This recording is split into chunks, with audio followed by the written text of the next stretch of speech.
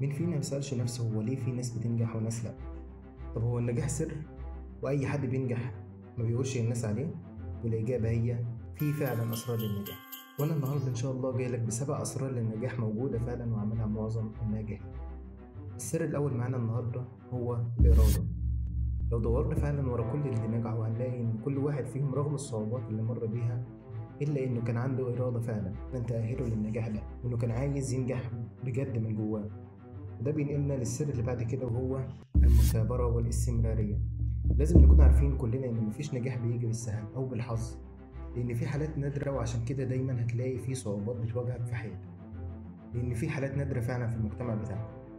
وعشان كده لازم يكون عندك استمرارية رغم الصعوبات دي، لأن مفيش نجاح بيجي بالسهل. السر التالت معانا هو التخطيط الصح. مفيش حد ناجح سواء في شغله أو في حياته إلا وهتلاقيه حاطط خطة كويسة ماشي عليها في حياته مأهلاه فعلا للنجاح ده.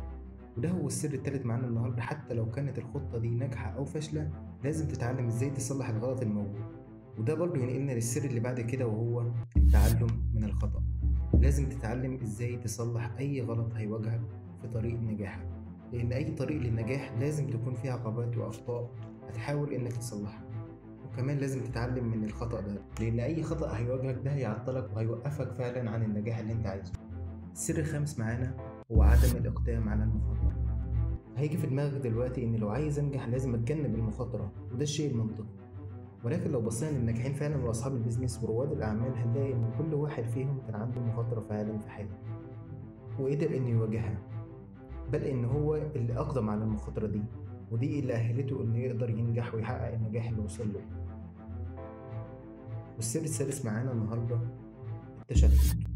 إنك تشتت نفسك في أكتر من طريق وتحاول تنجح في مجالات مختلفة عن بعض وكتيرة، ده هيقلل تركيزك وهيقلل فرص نجاحك وهيخليك ما تعرفش تركز ولا تنجح في أي حاجة منها.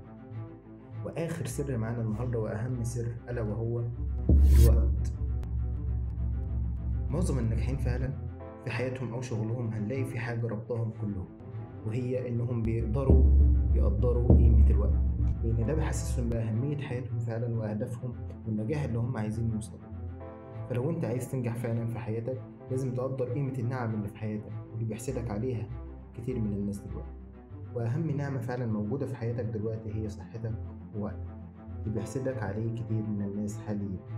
ودول كانوا الأسرار ال7 للنجاح. أتمنى إن الفيديو يكون عجبكم. سلام عليكم.